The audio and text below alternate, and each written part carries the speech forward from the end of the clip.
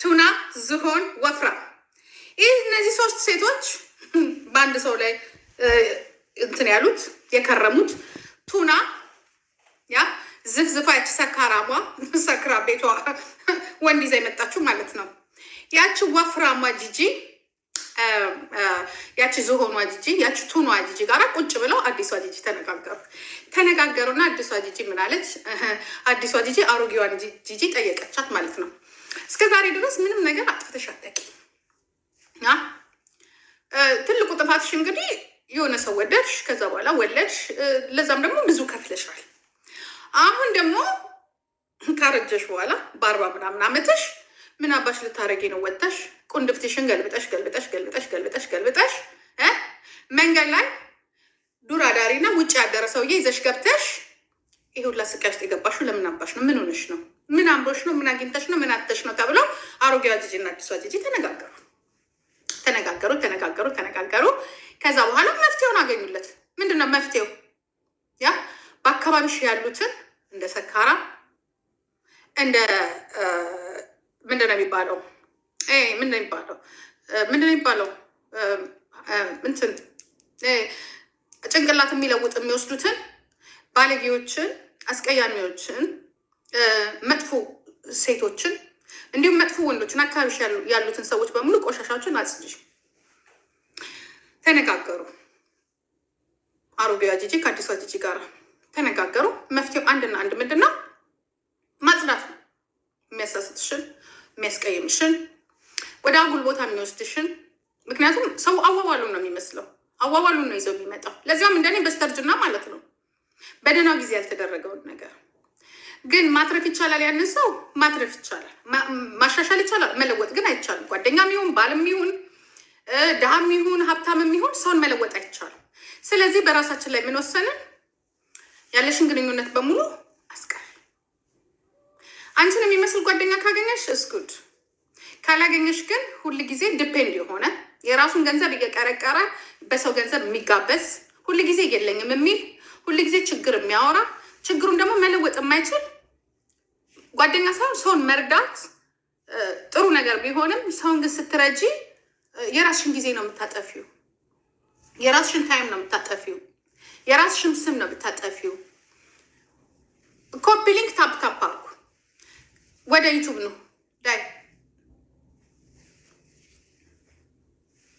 የራስሽን ጊዜ ነው የምታጠፊው፣ የራስሽን ጊዜ ነው የምትጨርሺው፣ ጊዜሽን ነው የምታጭው፣ ስምሽን ነው የምታጠፊው። ስለዚህ በሰላም እንለያይ። አንቺን ማድረግ አትችም፣ ሰውን መለወጥ አትችም ጂጂዬ። ስለዚህ ካጠገብሽ ያሉትን ሰዎች አጽጂ። ራስሽን ሰውን ማድረግ ብቻ ሳይሆን ራስሽ ላይ ስሪ፣ ተለወጭ የሚለው ላይ ደረሰን። በመጀመሪያ ስፖርት ነው፣ ምክንያቱም የሰው ልጅ ሙያ ያስፈልገዋል። ቲክቶክ ላይ እውላለሁ፣ ሶሻል ሚዲያ ላይ እውላለሁ። ከዛ በኋላ መውጣት ሲያምረኝ ከአጉል ሴቶች ጋር አወጣለሁ፣ ከመጥፎ ሴቶች ጋር አወጣለሁ፣ ከመጥፎ ወንዶች ጋር አወጣለሁ። እዛ አካባቢ ውር የሚለው ነገር በሙሉ ጸባይን እየቀየረው መጣ ማለት ነው። ስለዚህ ይሄ ነገር ትክክል ነሽ፣ ትክክል አይደለሽ።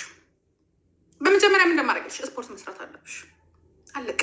ሀገርን መቀየር አለብሽ ብለን እስከ ሀገር ድረስ ነው የወሰዱ። ምክንያቱም የራሳችን ውሳኔ ስለሆነ ማለት ነው፣ ያየነው ነገር ስላለ ሰውንም ለመለወጥ ሳል ለምንትን ለማለት ሳይሆን ሀይሉም የለሽም ጂጂኪያ እና አርፈሽ ቁጭ በይ ብለት ጂጂኪያ አሮጌ ያቺ ወፍራሟ ቱና ዝሆኗ ጂጂ ከአዲሷ ጂጂ ጋር ተነጋገሩ።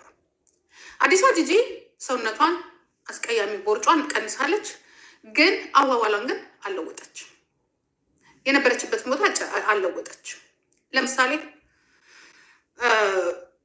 ጭንቅላታቸውን ከሚያሳብድ ሰዎች ጋር መዋል፣ ያ በየቦታው እየሄዱ መሽከርከር። ምን ማለት በቃ ፈን ለማድረግ ትወጫለሽ፣ ለመደሰት ትወጫለሽ፣ ደስታ ለማግኘት ግን ብልግና ለመስራት ግን መውጣት፣ ራስን ማውረድ፣ ያልሆነ ሱስ ውስጥ ለመግባት ግን መውጣት የለብሽ።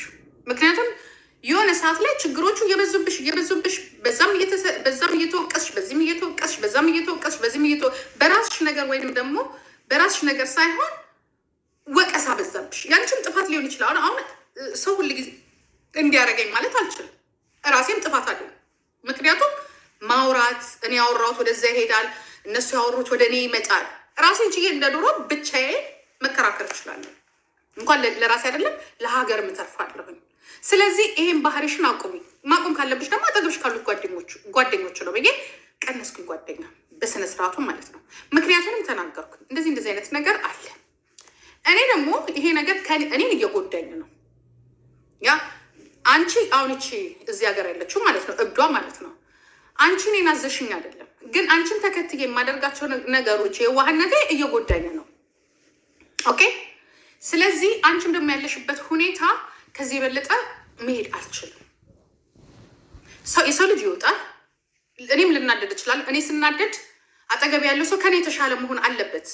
እኔን የሚያረጋጋኝ እኔን ተይ የሚለኝ መሆን አለበት እንጂ ጭራሽ ጭንቅላቴ ፉል እስከሚሆን ድረስ እየመጣ ወሬ የሚነግረኝ እና እኔን ወደ መጥፎ ነገር ውስጥ የሚከተኝ መፍትሄ ብዬ ሳማክረው ደግሞ መፍትሄ የሆነውን ነገር ለውጦ የሚያወራ ከዛ ይህን እነዚህ ነገሮችን ሳይ በቃ ጂጂ ይቅርብሽ፣ ይህን ነገር አቁሚ፣ ያ ይቅርብሽ ብዬ ከራሴ ጋር ተነጋገርኩና አቆምኩኝ። ያቆምኩበት ምክንያት ደግሞ ምንድን ነው? ለራሴ ብቻ አይደለም፣ ነገ በራሱ በባለቤቱ ላይ ለምሳሌ ባለቤቷ ህይወቷ ጥሩ አይደለም፣ በአሁኑ ሰዓት አዋዋሏ ጥሩ አይደለም።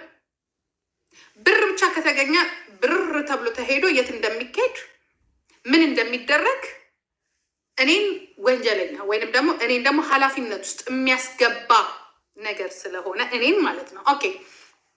ኦኬ ሐምዴ እኔን ኃላፊነት ውስጥ የሚያስገባ ማለት ነው። አሁን እኔ ለምሳሌ እዚህ ላይ ታዋቂ አዋቂ የሚባለው ነገር ቀርቶ ታዋቂ ሆኗል።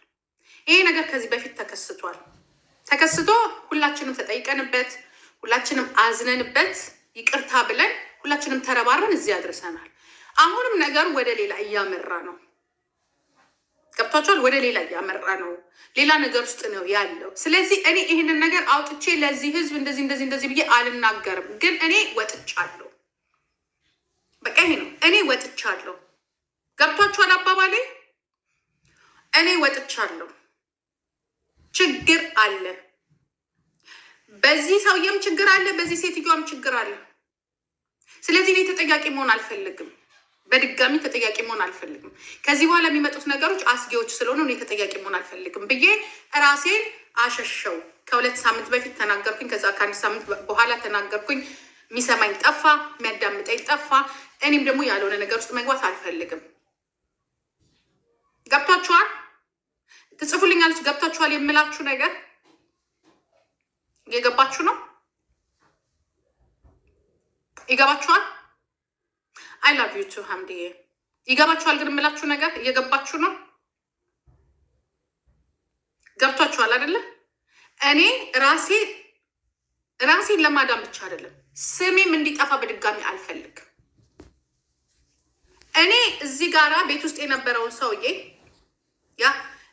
እንዲህ አድርገሃል፣ እኔ በዚህ ነገር አልስማማም ብዬ በወንድ ጓደኛ ስሸሽ፣ በሴት ጓደኛ ደግሞ አሁን ችግር ላይ መውደቅ አልፈልግም።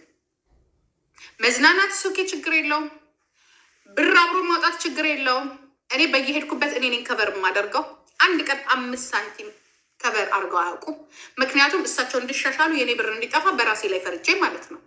እሱ ብቻ አይደለም ግን ከተለያየን ወይንም ቤቴ ከመጣ በኋላ ኮሊንግ ሳደርግ ጉዳዩ ሌላ ነው። ከዚህ በኋላ እኔ ልጆቼን ነው የምላቸው፣ በእናንተ ፊት ነው የምምለው። ደግመን ላንተያይ ደግመን እንደዚህ። ምክንያቱም እኔ ነገ የኢትዮጵያ ሕዝብ ተነስቶ አንቺ ነሽ እንደዚህ ቦታ የከተትሽ ብሎ እንዲፈርደኝ አልፈልግም። በሚሰጠው ነገር በሙሉ ሰው ብዙ ነገር ማድረግ ህይወቱን ማሻሻል ሲችል ተመልሶ እኛን እዚህ ጋራ ሞባይል ገዛችሁ እንዲያደረጋችሁ፣ እኛ ሞባይል ነው የገዛ ነው። ግን ሱስና ሱስ ገዝተን ከሱሰኞቹ ጋራ ሙሉ ከተማው ስንሽከረከር አናድርም።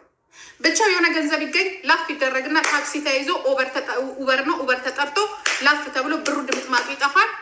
አውጡ እንባላለን፣ እናወጣለን። ከዛ በኋላ ሌላ ችግር ውስጥ። እኔ እንደዚህ አይነት ህይወት የለኝም።